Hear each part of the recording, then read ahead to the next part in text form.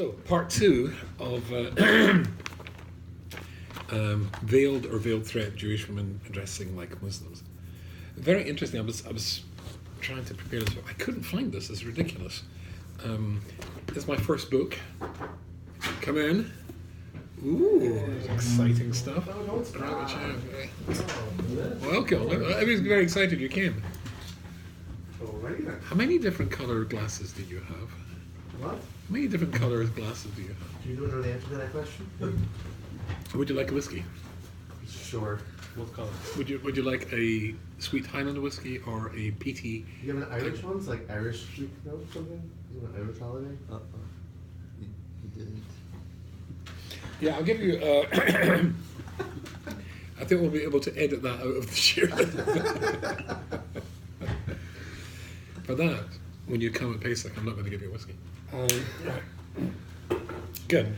So, really, we were just setting the whole idea up last week. I'd like to go into a little bit more depth this week. My first book, which is out of print, I'm not trying to sell it to you. I was just quickly finding that. Makes it worth even more. Yeah. You know, some of my books are for sale for $150 in eBay because they're out of print. Anyway, to cut a long story short, there's a episodic Cohen. It's embarrassing. I say it's Likkutei Moharan, page 95. Looking at it, I can't find it, but it's very hard to find for episodic anyway. So, so this is what he says. It's interesting that he says that when it comes to Yishmael, and bearing in mind we're talking about Jewish women dressing like Muslims, when it comes to Yishmael is a very, very close copy of Yiddishkeit, a much closer copy of Yiddishkeit than is Christianity. And Christianity started a bit very much like Yiddishkeit. In fact, it would be seen as a sort of Hasidus, if you like. But then it was changed radically, so now there's very, very clear difference. But when it comes to Islam, Orthodox Cohen points out that it's interesting, the non-Jewish world, the non-Jewish world in which we live, they base their calendar on the solar calendar. But Islam bases it on the lunar calendar. Our calendar, of course, is a mixture of both. It's actually literally called a luni-solar calendar. Jews, it would be a luni-solar calendar, a mixture of both, because, of course, like this year we got Neighbor Yor to keep, because Pesach has to be in the spring. It's a spring festival. To keep it in the spring, they have to add an extra month every now and again, 4 years or so, which is what we've done this year, to bring it into line. So it's a much closer copy. I don't know if you know this, but in Islam they have a form of Taras Mishpacha. Well, certainly there's a form of kashrus that's called halal. Halal is, again, it's a copy of shkita, but as Reb Tzadok points out, it's not real shkita. They have a form of bris milah, but again, it's only a part of the form. They do milah, but they don't do priya, which is because I'll say Yishmael was called a peri-odom, because priya still have there was no priya done this about, etc. That was Yeshua. Sorry? That was Yeshua. That wasn't Avram. Again, sorry, what was it? Yeshua was commanded in Priya, wasn't he? In the biblical sense.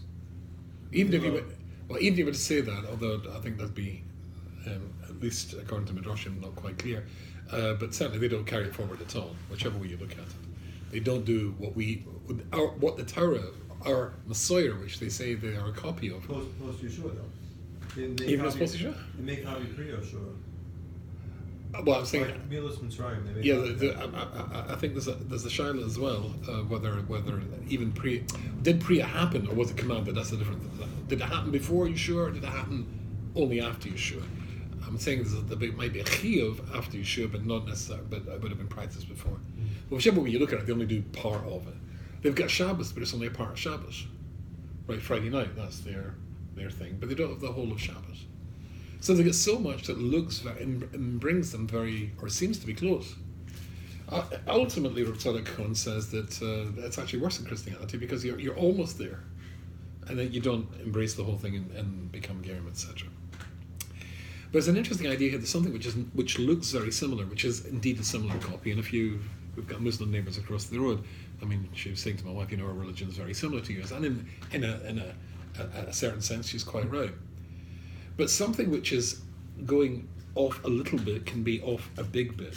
When the Europeans send their space rockets into space, they send it on the Ariane space rocket, And I think I've told you this once, when they went over from the Ariane 4 to the Ariane 5, then I can't remember exactly the details, but it was their first ever launch. They had 4 satellites on board. Satellites cost a fortune. The rocket was a whole new development. I think they spent 500 million euros or whatever developing the thing. Anyway, 5 miles up, I said this in my recent speech to the Scottish Parliament when I was addressing the Scottish Parliament. But 5 miles up, it was going off course, and they had to, boom, detonate it. So that the busha of your maiden flight blows up. You've lost a gazillion dollars or euros, whatever it is. So they did an analysis to find out what had gone wrong. If I remember rightly, they found out it was down to a computer programming error, and the error was 0.000000001 of a millimeter. I memorized that. 0.0000001 of a millimeter. To which you think, well, big deal. What difference does that make? But that tiny flaw over time and over space led it to grow exponentially, so that the orbit was going off course, the rocket was going off course, would never achieve orbit, and then would fall. Something that looks to be a small difference over time and over space can become an enormous difference. Does that make sense? So if it looks the same, but ultimately, what's the emes? What's the real program? So Orthodox says that even though there are similarities, but if it's not the real deal, then, as it were, it's going to go off course. Does that make sense? So we saw that, and it was very important to bear in mind that one of the ladies we talked about last week was a Balas Tshuva. And I don't want to minimize, as I pointed out to you, when Moshe Rabbeinu says to Korach and his chevra, Rav Lechem b'nei Levi, he was punished for that. When he wanted to get into Eretz Yisrael, Hashem said to him, Rav Lechem, Rav Lechol, same lashon, Rav Lechol. It's enough. It's too, you've got enough, but you can never want enough, and that's what his mistake was in speaking to Korah. You should never tell a Jew that you should never want more. And in a sense, you can't really criticize these women in as much as they want to do more. But if it's not the real thing, if it's not in the program, then it can easily go off course. So let's see what the program is. If you remember, we were talking about. Let's go back to, it was Ricky, I think, was page 51. In this, and page 51, Ricky said, if we can find Ricky, good. She was talking about, if you remember, she wanted to have gloves. That was the next midriga. She was looking forward to gloves. I said, fine, okay. So she wanted to talk about tznius. So let's remind yourself, even the shawl doesn't really hide the shape of the body. You can still see somebody's thin or fat. But just look at the radid structurally. Remember, the radid was this big thing where you got the foam rubber if you wanted. It starts at the top of the head and flows down like a tent. So the tsuras aguf, the form, the shape, the contours of a lady's anatomy is no longer discernible. Thus fulfilling the divine commandment of the woman to be a tsnua. The word tsnua, Riki explains articulately, really means hidden. And that's where we more or less ended up. Because that's not what tznius means. That's not the translation of tznius at all. The Pasuk says, b'tznei lechas. You should go b'tznei lechas. Your relationship with Hashem should be b'tznei lechas. So let's go, I quickly read over that last week. Let's go into that in more depth. So here's Rabbi Dessler on the subject. And by coincidence, I was learning this in Chaim Voloshin's parish and Pirkei Avos today. This is almost the exact same thing. This is a very crucial, important thing. Listen to this. B'tznei lechas. He says it's a Tanai l'shma. That to get your relationship right, as it were, to achieve orbit, to get towards heaven, if I can continue the metaphor, then it has to be that the derech you go is b'tznei lechas. What does that mean? So, Achar Chet Adam Rishon was, Achar Chet Adam Rishon, after the sin of Adam Rishon, Shinas Avra, Toiva Rav, and good and evil became synthesized in him, and consequently throughout the whole of the world. It's impossible to reach a level of Lishma that's a real connection with God, except if it's b'tznei lechas. Kedei shelo yizgoy. So that you should not become nizgoy, you should not become egotistic or big-headed as a consequence of your interactions, your shmiras and mitzvahs, your performance as a Jew. Your performance as a Jew, l'shem shamayim, can go off course, in other words. Ma yerech b'seisa avdiri Torah b'seisa. The Gemara Mon Cotton to Science says, just like the moon wanes, goes dark, as it were, then so it should be that your actions as a Jew, your performance of mitzvahs, should be in such a way that it's discreet, private. The word tznius really means to be a private person. In Gateshead in my time, very often girls, usually French girls, believed that tznius meant dressing like their grandmothers, wearing bulletproof hosiery, bulletproof tights, and as they used to say, they were really thick and stuff like that. One of my great teachers was somebody called Rabalta Halpin Zachatzadek Livrocha. And Rabalta, incidentally, was the greatest mind I ever met. And I met many great minds. But Rabalta, he used to give a definition for tznius. Tznius as it applies to women. I don't know if I mentioned this to you last week. He said, a woman has to broadcast in the way she walks, the way she behaves, and the way that she dresses, that she's attractive and available. A woman has to broadcast in the way that she walks, the way she speaks, the way she behaves, and the way she dresses, that she is attractive and available. That's to say, don't wear sort of bulletproof tights, like your grandmother wears, thick. It's called denier, I think is the measurement of tights or something. They wore clothes that made them look like sacks. Talking about single girls? Yes. Although it will certainly apply, wait for the definition. So again, a girl has to broadcast the way she walks, talks and dresses, that she's attractive and available. But only to the right man under the right circumstances. That's to say, not to the right man under the wrong circumstances, and not to the wrong man under any circumstances. It's really very clever. You get that? Well, again, that's to say, she's got to be attractive, but only to the right man under the right circumstances. That's to say, not to the right man under the wrong circumstances, not to the wrong man under any circumstances. A woman is allowed to look attractive. But if it is so attractive that it attracts the wrong man, that's to say somebody who's not appropriate to be your husband, or somebody who is not your husband when you've got a husband, then that's obviously an infringement of what tznius is.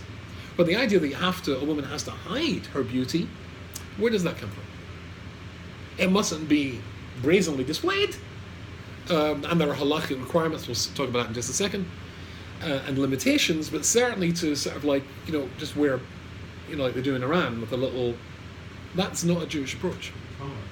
Sorry? You have Tamar. Tamar said a precedent. You would never saw where she looked. Let me try and come to you. That's Yud and Tamar is of course, Yud and Tamar is one of the most profoundly difficult parshas in the whole Torah. We can do that. Before the incident, Rashi says that before the incident, the reason why he recognized it is because whenever she came to Chovos, she would be wearing a veil. That's right. I don't remember Rashi saying that, but that's right. That's the pshat. You're right. I agree. He actually says it in that lashon. I remember that exactly. Okay, fine. So let's go into this a little bit further. So tznius means to be private. Keep yourself private. Your relationship with Hashem is private. So if you're being a private person, but if you feel, says Rabbi Dessa, if you think that by being a private person you're doing things, I told you once, I think, there's a Diane, mine's going to go blank, in Washington Heights, a Diane Posen gave a definition of the requirements before you take on a chumrah. He said, number one, a chumrah has to have a makar and halacha. You can't make up your own chumrahs. Number two, it's your private going the extra mile for Hashem. You want to take something on to, I don't know how I would express this, but I was going to say do Hashem a favor, but express your love for Him. So, if it's your private thing between you and Hashem, keep it private. And thirdly, don't look down on people who do not and have not taken on your chumrah. I would add a fourth, if it's not a chutzpah, ask your rabbi before you take it on. When I was a rabbi to many boys and young ladies who become frum over my 25 years working in Kiruv Rechokim, my job on campus was often being a reform rabbi. I was telling students what not to do. After all, we say in Hashkived Mahosa Sotam Milfanino Mecharina, remove the Sotam from in front of us. That's easy to picture. You're trying to move forward, and the Sotam gets hands against your chest or your shoulders, and he's pushing you, stopping you moving forward. But Mahosa Sotam Mecharina as well. Remove him from behind us as well, because sometimes he's pushing you to do too much. He can destroy you just as effectively by getting you to do too much, prematurely, than he can by stopping you do what you should do. It's a balance to strike. So I would say ask your Rav as well before you take on the Chumrah. Listen to what he says here because it's interesting. But if, again, it's your private thing, because the danger is that you can become nizgoy, you can become a Baal Gaiva by the fact that you're such a tzaddik and you do things even in private. See that? Nobody knows that I stay up all night learning. Okay, there's only me and 35 others like me in the world.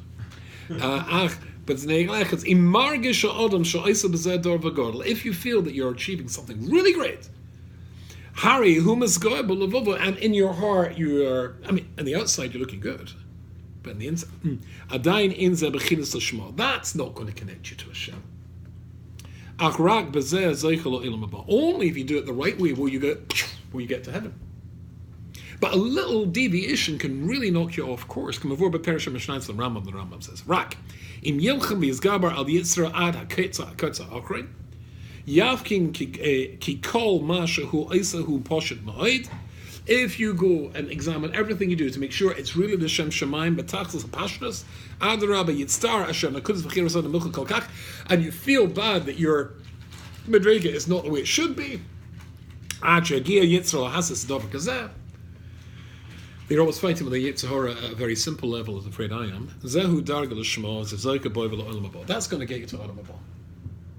Why are you looking for the big stuff? Start at the basics. And then, of course, this Yerushalmi Tanis on Michtav last week. He tells the story. It's a very interesting story about something called Pantikoka. The Pantikoka is well, you've got something called the Pentagon in this country, haven't we? The Pentagon, which is an object which is how many sides? 5, right? So it comes from the Greek word meaning 5. Pentikoka, apparently. Let's see what the story is. It's Gemara in Tanis, if I remember correctly. So let's see. So it says Pentikoka shehu meforsim b'kachoita. He was a well-known. You know that somebody does something really bad that you wouldn't mention his name at the table. Think of Bernie Sanders. Somebody who's just you wouldn't mention his name at the table. What was he? What was this terrible guy? So this Jewish guy called Pentikoka. He was in charge of the Beis Zionus in the city, right? So you wouldn't mention such a person at the table with your kids, right? There was a terrible source. There was a drought and famine came along. So of course all the rabbis are davening like crazy. There's no rain, therefore there's famine, people are starving, there's no crops, etc. And then Rabbi Avua has a dream, and in the dream, a voice or Malach says to him, however it works, so Pentikoka is the guy to daven for you. Pentikoka. So he said, what? The Cain also the Yored Sham. So they went and they got him to daven, and guess what? Poured, came the crops, everybody was happy. So he sent for this fellow. Omer said to him, what do you do? What do I do? 5 terrible things every day. What does he do? So first of all, I pay the Zionus, right? So the bordello, I think it's called in English. Well, it's probably a Spanish word.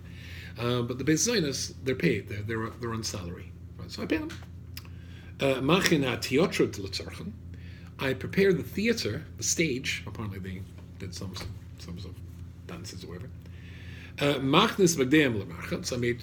took their clothes to the laundrette, make sure they look pretty or their clothes were pretty. And I dance and sing in front of them to cheer them up because I think it's such a nice job. Okay. So I dance and also play songs. Is it yeah, the rabbi listening to this. Yeah, good. Tell me something good you do. I'm like, once. I was fixing up the theatre, the stage. She was standing behind the stage and just crying her eyes out. What's going on? So my husband's been stuck in prison by the Romans, which was a very Gemara talks about that a lot. They used to take Jews and stick them in prison. Just wait for a ransom. But he writes, I'm not getting money, so I have to mizana myself. I have to turn myself into a zayna in order to earn money to get my husband out of prison. So, machatias mitosis. So he said, I sold my bed, which apparently was a big deal. But the blanket as well. But I said, I give it to me, I gave the money. But Amarti Lo, I said, Hey lacho pede balecha bolotetchoy. here, take this money and get your husband out of prison, but don't sully yourself. Oh, now I understand why you could daven on the rainbow come. So that's the Gemara. This is Rabbi Dessa says. From this we can conclude this fellow was a tzaddik. And when he said to him, what do you do?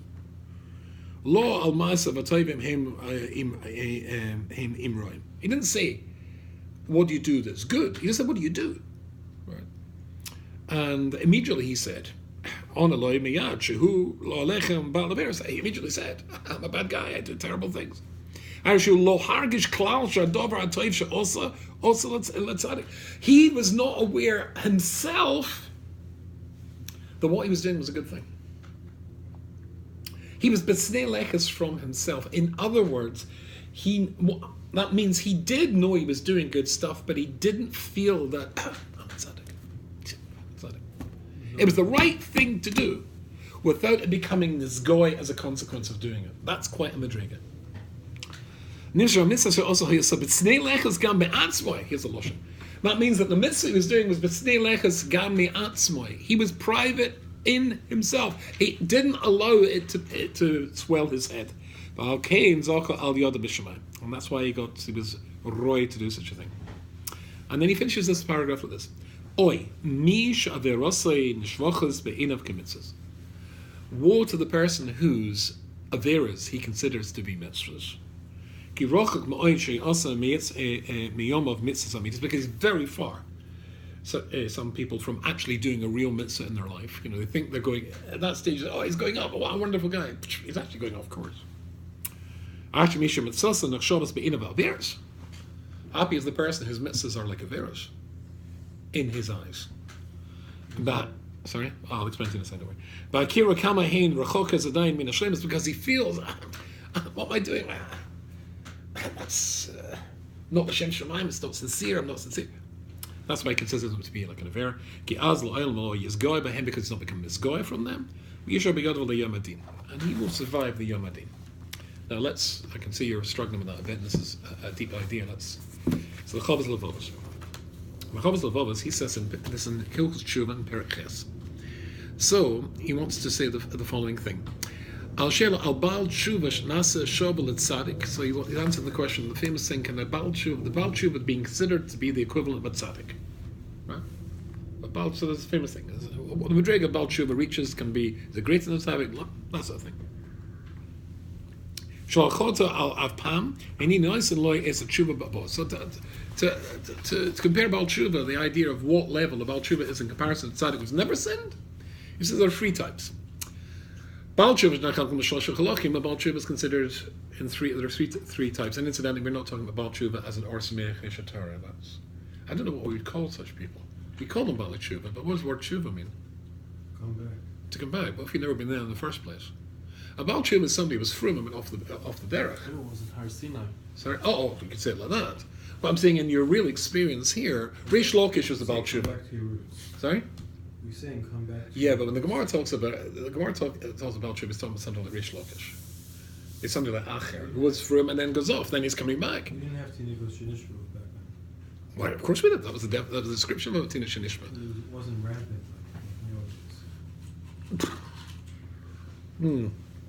Now the majority of Jews are Tina. What day are you talking about? Time of the Greeks, the time of the Romans? Yeah. Well, the majority of Jews were. Well, the Hanukkah. What? The majority of Jews are Tina Shanishma. Certainly, the time of Hanukkah was a civil war between Jews who were completely absorbed. Christianity had kids and stuff. That's right. Yeah. Not sure. That's the first generation. Anyway, this is what he says. So three madrigas. Yeshnam Baal Tshuva Shanasim Shopim Latzadikim Shaloch Chalta Meyamim. There are some tzadikim who are considered the same as the tzadik who's never done anything wrong in his life. Right? V'yeshnam Baal Tshuva Sha'ayim Madriga Oid Yosa Gavoyim Tzadikim Ele. And there are some Baal Tshuva who are even greater than a tzaddik who's never done anything wrong in his life, and that's an interesting one to look into. And as he says, there's some Baal Tshuva who are not in the level of a tzaddik. Okay. Let's look into this person who is considered to be in the higher madriga. The Baal Tshuva is in the higher madriga. So let's read what he says here. The chelik hasheni of Baal Tshuva is ha'im the madraga yosef gavoy matzadik, who's higher than a tzaddik. Kolo Baal Tshuva she'ovra alaveris kala. So we're talking about the Baal Tshuva again. This is we're talking about the Reish Lakish type person who has been over averis kalish, right? Dahainu al mitzvahs loisaseh. So he's eating pork sandwiches, these sorts of things. Shaloch chayvim on chorus, not the sort of thing that might get you korish, right? So minor infringements of lavim. And after he's done that, he or she invokes or ignites a complete teshuvah. I'll call parta in every aspect of teshuvah. The Salma Esavan is saying mul panim neged eneim. So what does that mean? The avera is constantly in your mind, like Aaron the Cohen. He was constantly troubled by the Egel Azov. And he wants slicha for them, either from Hashem or, don't forget, people miss this out when people are talking about, asking somebody's about tshuva, or if you've done something wrong to somebody, right? Because of course tshuva doesn't work except ben odom lamokim, but not ben odom lachavera. So if I come to you and I say, remember the $100 that went missing from the shul or from your wallet, and you go, yeah. It was me. But please don't tell anybody, I'm a rabbi. And I'm really sorry. I'm really, really sorry. And you say, well, don't worry about it. Just give them $100 back, and nobody will know. Oh, I don't want to give you the money back. Right? I just want you to forgive me. That's not called tshuva. Tshuva is getting slicha and, of course, putting it right as much as possible. Then mevakshim me'aborin, of course, mizbashim me'aborin, you're ashamed, you're embarrassed in front of Hashem. You're scared about the consequences. You're your heart broken because of what you've done. And you're always humble because of that, of your past in front of Hashem. And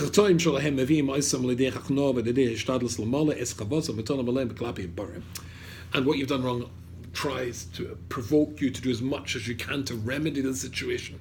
So you go to do other stuff which is positive to remedy it.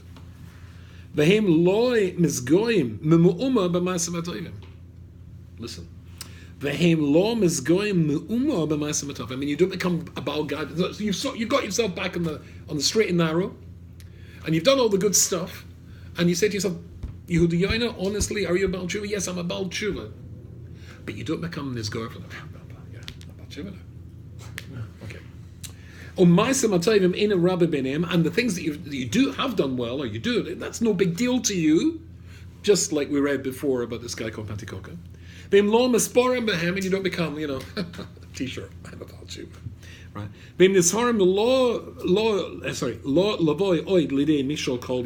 And you keep away from anything that tripped you up in the first place, or anything like that could trip you up in the first place. Listen to this bit. Such a Baal Tshuva, then he is the higher Madriga than a Tzaddik. Why higher Madriga than a Tzaddik? Who's never done anything wrong? Who's never done anything like that at all. And the reason is, so says the Chovos HaLevovos. Because the Tzaddik has never done anything or any sin wrong in his life. Then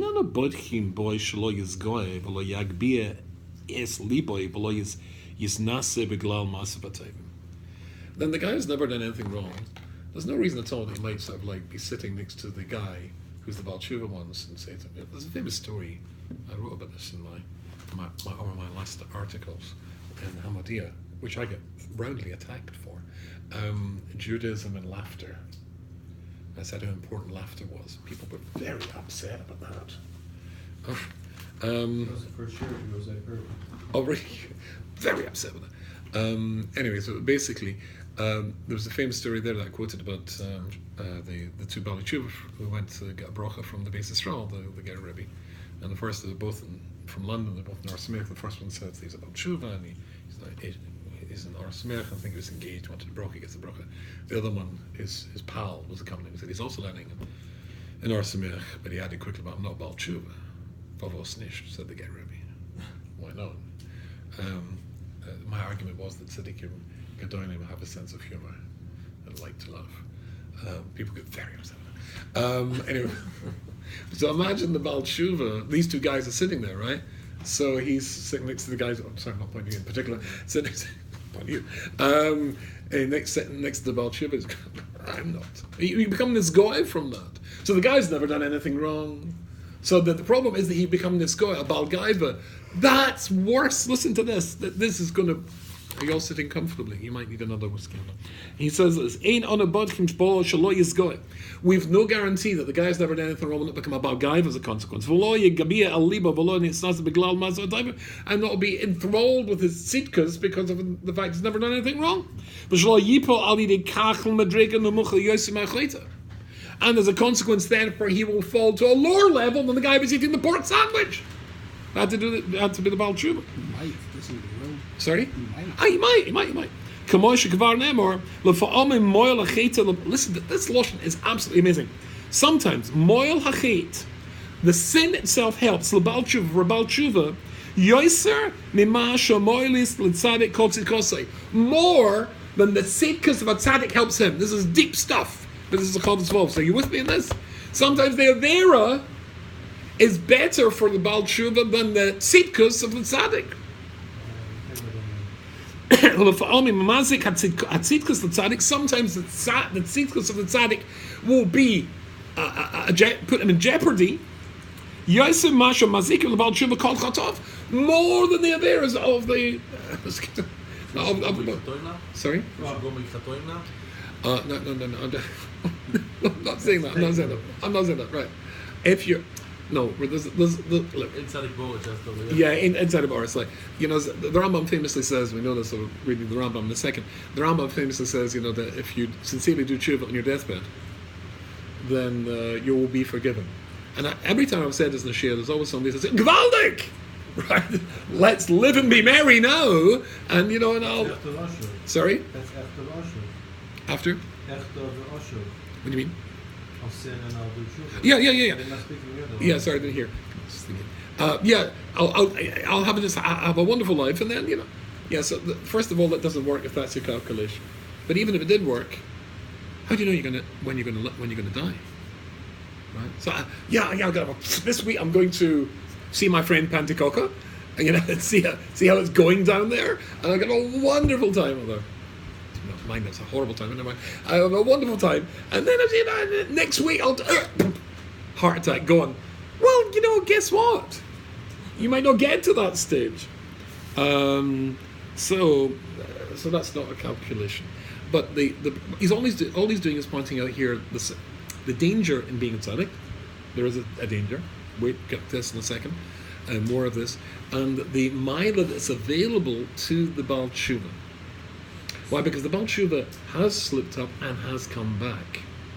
And we said, therefore, he's come back, he's always shawful, he's always normal, he's always, regretting this. So therefore, he's not becoming, remember, the Lashon before was, and therefore he is lo mizgoyim b'mola. The danger, the crucial danger of the Chovos HaLevovos and the Son Rabbi Desla is gaiva. Okay? But just the danger of Gaiva makes him on a lower level? That's what he's saying. He's in danger. We've no guarantees. We do have one of the great rules of the Gemara, and the one that I was just talking to my son. My son's doing his PhD on risk, philosophy on risk, right? The philosophy of risk. Right. He sends me all this stuff. Haven't a clue what he's talking about. He's very bright. Anyway, but basically, there is in Manhattan. I don't know if you've done this, but there is a museum. My wife and I went out for a day out together about 2 weeks ago. First time in about a year. We're both busy. And she found online, colleague of to her, there's a new museum in Manhattan. I don't know what it's called, but it's a spy museum. An interactive spy museum. And it's very, very clever, and it's also elements from the world of spying from the Second World War. And the assess user goes through. What you're getting, it's very interesting, very enjoyable. What you're getting is an assessment what sort of spy you would make, and how good a spy you would be. And so one of them is it's all based on true stories. Was a French spy, and you've got to get her. And the Nazis are closing in on her, which was true, and you've got to get her out before they get her. So you've got a little table that's got, and you've got to press the table, and buttons come up. It's interactive, computery thing. So you've got to send them a message to get out now. So they've got the ABCD, FGA, they've got the Aleph Beis, and you've got to get out. So you've got to send them a message to get out now. So they've got the ABCD, FGA, they've got the Aleph Beis, and you've got to send them a message to get out now. So they've got the ABCD, FGA, they've got the Aleph Beis, and you've got to send them a message to get out now. and then underneath it, the letters are all, because that's the code, it's all mixed up. So A really means M, and B really means O, etc. So you've got to quickly send the this is the message you've got to send her, so you've got to work it out, and then send it to her. I'm afraid I got her killed. The first time I did this, but the second time I got her out. So I did the case of Mason and I got her out. But at each station they give you sort of like assessments, IQ tests, it's really IQ tests. And then they're going to work out what sort of spy you would be. It works out that I would be a particularly, I'm hopeless at killing people apparently. Not good. My reactions are okay, but I'm not good. But what it said I was very good at, I was empathetic. But it's sort of like you see the sort of person that you are, right? So one of the things, but the basic thing it said to me, I'm risk averse. I'm risk averse. So I'm going to make, I'm in the middle of becoming an American citizen at the moment.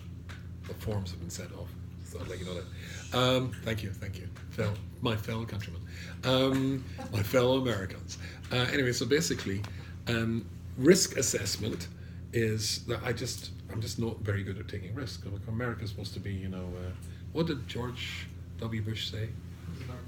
The problem with the French is they don't even have a word for entrepreneur. And everybody, oh no, entrepreneur is a French word, Mr. President. Oh, really? Anyway, so I've no entrepreneurial spirit. I'm very risk averse. I'm an extremely boring person. In this case here, there's a risk that the guy who's never been tested, right, maybe he'll collapse or become a Balgaiva. But this guy's he's a Vadai. Ein Sofik Yosemite Vadai. The Vadai is that Baal Tshuva is definitely an Onav. We have no guarantees that in his current state that the tzaddik is also an Onav. Maybe not. That's what he's saying. But let me read the rest because I think it's fabulous. But the Baal Tshuva is not better than him. If the tzaddik will fall, he's going to be left. If somebody falls and we've never tested him, we'll never know he's going to come back either. This guy has fallen and come back. Remember, we're not talking about Tshuva as an Or Smith. We're talking about Tshuva that he was also a rabbi or something and went off the Yochanan guy that went off the derech at the end of his life after Gadol, yeah. He was about Tshuva. Did he come back? It seemed like he was about Tshuva. What do you mean? Do you mean originally it was about? You mean an Or Smith type about Tshuva? I don't know. It said that he went back after 80 years, and we discussed this a couple of weeks ago, that he was originally rotten, and then he became more from, but he never extracted all the ra from him, and it festered in him for 80 years. We were talking about Elisha ben Avua. And during that discussion, it was Yochanan. Oh, really? I can't That remember. was a Kohen Gadol. I don't remember. You were on the final with him over Maybe. the years. Yeah. But I don't remember of that. He was off. He wasn't from before and he came, and then he became, and he went off again. Yeah, look, I mean, you're right. I mean, there is a possibility about you, but never, look, it says in Peacock, never be sure of yourself the day then when your last day is here. But let me read a bit more because we're running out of time and that would be a tragedy. Because there are a few. What? Part 3. I'm not doing a part 3, no, don't worry. This is the Lashon of the Chovos HaLevovos, right? Sometimes the chait, the experience that the Baal Tshuva went through is more helpful more than all of the tzidkas of the tzaddik.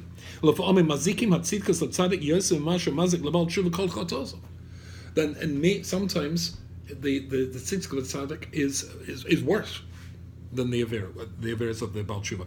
Masai zeh korel tzaddik shetzkosa goremes loy lifnas oirav lachno lahidvat begaiva b'tzivas ba'avas hashabach. And when is it that this could happen?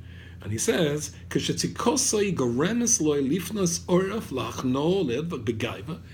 your tzikas, and we're talking a very high madrega here, but it leads you to gaiva, but sivas and hypocrisy, because you love the fact that people stand up for you when you come into the room.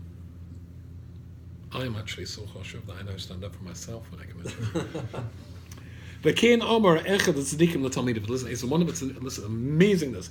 One of the tzaddikim said to his talmidim, "Ilu lo hoya lechem oven." Had it not been the case that you've done averis, which obviously they had, I'd be scared that you would fall into something which is worse than the averis you've done. Shala Isa Talmidim said, "What's worse?" Is it Dover who Garua me oven, which is worse than oven? On it says like the Gaiva had spheres. Yes. That is Gaiva, and hypocrisy. Is it relative to other people? Like other Mauritian, he was alone. He has no one to compare himself to. Is there a danger of Gaiva? That's a very interesting question. Other Mauritian. Relative to other people, like, hey, I'm better than you because I didn't do an Avera, you did. I don't think you can really talk about Other Mauritian. He's too yotzim in a cloud. I'll give you a better. Well, I'm trying to It figure out seems what to the me Gaiva that, is. that what you feel yourself, not comparing you, that you feel good about yourself, not necessarily comparing Yeah. to someone Look, else. remember, the Malachim thought that Od Mauritian was Hashem. Right. The Rabbi Dessa says in his essay, it's actually in Kelig Base, on the head of Od Mauritian. I mean, this is way, way beyond our pay grade. Any human being, what he was like. I'll give you a better example, which came up in my Chabrisa this morning in Shiva. Every tzaddik, all of the Ovas, as we know, all had a Midah, which was their Mahalat HaChaim, and from which they built everything. So Avram, of course, was Chesed. Yisrael was Gevurah. And Yachad was Torah, whatever you want to say, MS. Same fine. Good. Moshe Rabbeinu was? Oh no. What was Noach? Tzaddik. What was his Mahalat? They're all tzaddikim. Tommy maybe. Tommy, what does that mean? So I want to tell you something the Dibri Yol says, the Samarova, I think it's absolutely astonishing. You see, the problem is, how did Moshe Rabbeinu, it actually sounds pretty funny. You look in the Torah, which was written by Moshe Rabbeinu, and it says, V'ha'ish Moshe onav me'oid mikol odom. And it almost sounds like a Purim spiel, I'm the humblest man. Right, he wrote that, right? So how can Moshe Rabbeinu be an onav? Now, remember, the Torah is against falsehood. Asher nosan lo the Torah semes. Anything that takes you off course is wrong. It's false. For Moshe Rabbeinu to turn around and be unaware of his koichus would be an Avera. Look, if somebody says to me, because you know what I do, for a living, so don't think this is Gaiva. But if somebody says to me, Yehuda Yonah, could you come and speak to 500 people, or 1,000 people, or 5,000 people? I go, me? This is total nonsense. I do this all the time. I know I'm good at it because people pay me for it. So you've got to be good at it when they pay for you. For me to be given koichas and not use those koichas, that would be false modesty. And anything that's false, the Torah is against. Asher shall nosan lo the Torah semes. So Moshe Rabbeinu knows his koichas. He knows that he's a Gilgal of Hevel, if you like, if you want to go in that Mahalach, who was metakin his anivas. He was also not, remember, it was Cain that came up with the idea of the Korban. Hevel was the North Schlipper. And he knows that he's able to speak ponim to Hashem Yisborach, and he's able to fear Klal Yisrael for 40 years, etc., etc. So how can he be an onav? And the answer, Chazal famously say, as far as saying that he saw in other people, if Moshe Rabbeinu would come in now, he would see in you and I things that he didn't have. But the Satmar Rav says, what was the midah of Noach? And he says, also nivas. Also nivas. But how?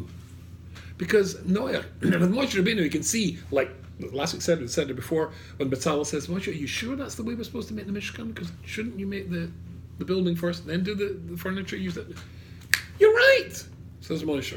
No problem, no guy. Fine, you're right, absolutely. Go ahead and do it that way.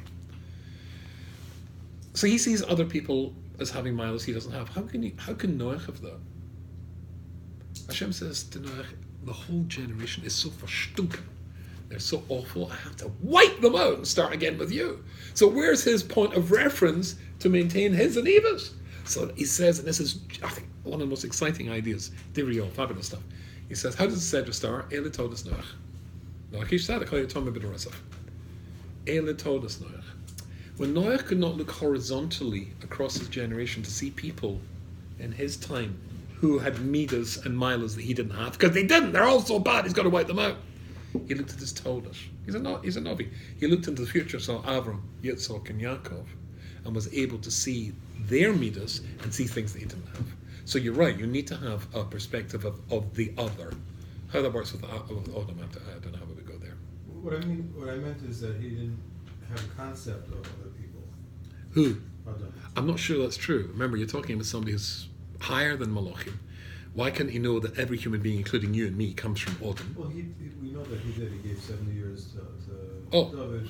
that's a good right. So no, you've just answered the Right, but question. we have the experience of other people. So why can't he have the experience in the same way that the Samar Rosvort would be that his Well, prophecy would because- allow him to see? Because Noach experienced other people and just had to imagine what it would be like. That, that his progeny would. Why could he would even be imagine others. it? He could see them, that they could see that Avram has midas that he doesn't have. Because the Yitzchak midas, he can see that. So why can't Adam see the same thing? Anyway, let's read on because as I say we're running out of time here. Let's turn to the Rambam, and then quickly because I'll get this all in. The Rambam Hilchos Deus famously says, and this is, and where am I going to start with? Perek Gimel Aleph. Gimel Aleph? I think it's Aleph. Aleph. Okay. So he says. Okay. Aleph. Good. I was right. Haderech Yishora. This is Hilchos Deus. Haderech Yishora he midas beinanis. The approach, the classic Jewish approach, Torah approach, is the, as I say in Yiddish, the mittlere derech, the middle derech. So the kol dea v'dea, the kol dea sheyesh l'hanam, and every aspect of being a human being, that's the middle derech. V'adea shahay rochach mishnei chtzalas. Richach m'shava ve'ina krava l'zu v'lo l'zu. You don't go to any extremes. Extremes about it. Leficha tzova chachamim harishonim sheyeh adam sham datov tomid mashar isa makavan isa b'derech mitzrayim de sheyesh shonim. Ketzad, and he gives all sorts of examples here. Balchama noach lichos v'lo kameis shehu margish elam, but your anger should be rare, but nor should it be unemotional. You should be somewhere in the middle. And he gives a whole list of emotional things that Gimel. Perek Gimel in Hilchos Deus and Aleph.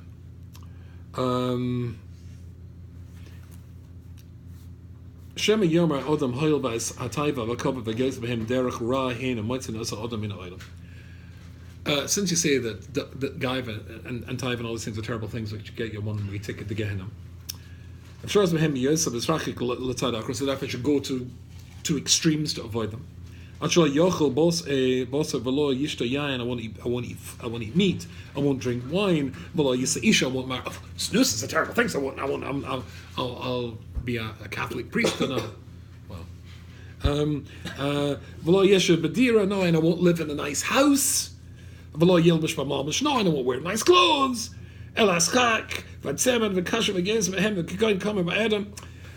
Gam ze derech ra hi v'osi lelechbo. That's not the approach to go in. And it's also, says the Rambam, to go in that approach. Why? What's the ra? Any extreme to avoid. We're saying the middle derech is when you go to extremes, as we learned, if you remember from last week's share, whenever you go to any extreme, that was Shimon and Levi, it leads to, unless it's within the Daled arms of Halacha, then it can get off course big time. So of course Shimon the Nasi of Shimon parades his Shivka in front of Moshe Rabbeinu. But the Kanoias, the Bren of Moshe and Shevet Levi, or Shevet Levi, is always contained and constrained within the Daled Amos of Halacha. But if not, you're in big trouble. This is interesting here in Beis Gimel.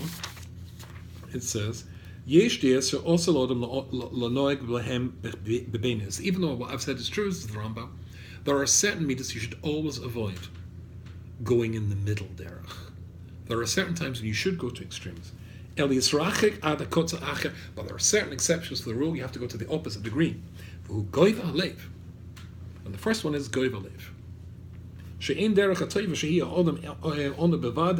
not just to be a Baal Gaiva as a terrible thing. It's not just good enough to be an Olav,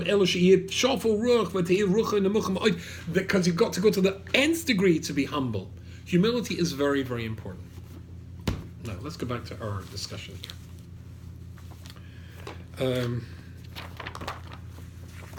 At the end of this discussion of these ladies, listen to what they ask. They had an interview with somebody called Rebbe and Tzipora Heller. The Rebbe and Tzipora Heller, I said before, the Rabalta Halpin, Zechatzadik Ivracha Lahavta, was the greatest mind I ever met. The greatest female mind that I know of is Deborah Helen. She's been a friend of our family's for a very long time. She teaches at Neve and she's got her own seminary down in Yerushalayim. She's absolutely brilliant, a genius, and knows much more than many rabbis, including myself, which makes her, of course, very unpopular. But anyway, so they interview her about this phenomenon. Rebbe Deborah HaLevovos of Jerusalem is a widely respected, educated lecturer and author, doesn't think that dressing in this way is a good idea. Both Bali Tshuva who are navigating their own way. Now remember, we said, the Bali Tshuva, they're going to an extreme to get away from things that they did before, as we talked about last week. She has friends and acquaintances who don shawls and radits. Both Bali Tshuva, who are navigating their own way, and women from Mea Shearim who want to further their already elevated level. And although at the turn of the previous century this mode of dress is prevalent, in other words, they wore as an Arab culture and women wore shawls, she says we don't need to rewrite the rules of our mainstream halakhic leadership. The given is that women should be modest. Then halacha proceeds to tell us what that means. The parts of the body that should be covered, that married women should cover their hair. Does it require many layers? No. Does it have to be black? No. A woman has to be refined and halakhic. And we have to keep in mind that just like women have to take responsibility for tznius, men have to take responsibility for guarding their eyes. Still, what's wrong with being stringent, machmir, taking on a heater in this area and being more tznuah than the halakha demands? The general rule in choosing a heater is not to take on something that others will see. And that's just what we said before from Dayan Posen, that if you want to take on something which is machmir, then it has to have a makar and halacha. It has to be something that it's your private thing with God, your extra, so keep it private. And don't look down at other people who've not taken on your stringency. The general in choosing a heater is not to take on something that others will see. Rebbetzin Heller explains. So that means that if a person wants to be less involved in Olam Hazeh, maybe not eating candy would be a good heater. But it doesn't have the geschmack, does it? I mean, come on, people aren't going to see that. Okay?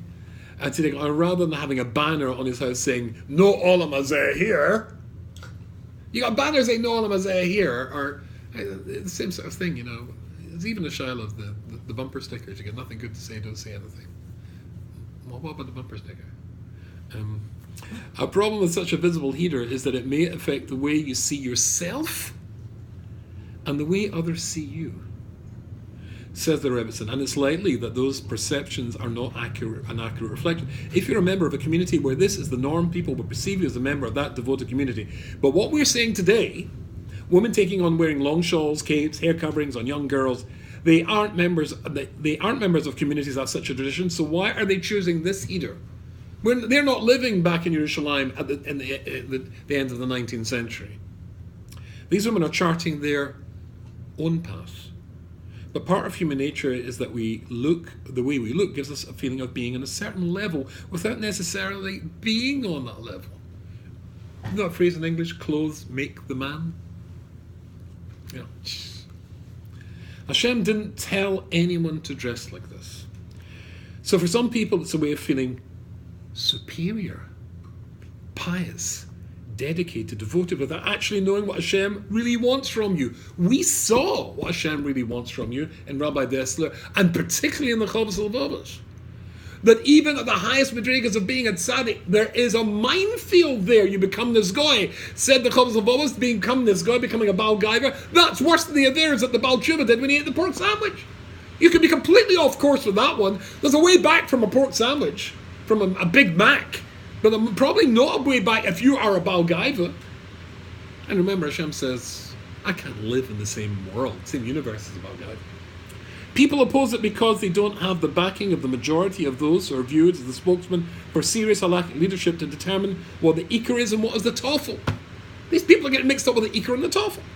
And they're so busy with the Chetzonius thinking that is bringing them close to Hashem. Fuck yeah! It could be making them 1,000,000 miles away from Hashem. It's the banner. They're wearing a banner saying, hey, no Olam Hazeh and me. Really?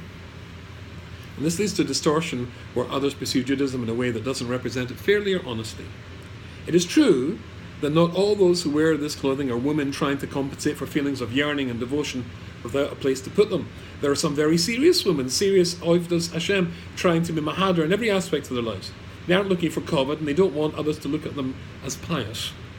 But even with these women, whom I respect enormously, I question whether wearing the sign, I am a tzedekis, is really a healthy thing. This is not part of our Masorah. It's not what the Gedolim have asked for. It smacks of gaiva, even if they're unaware of it. And gaiva, as the Rambam says, Odessa says, Chovos HaLevovos says, is the worst trap a Jew can fall into.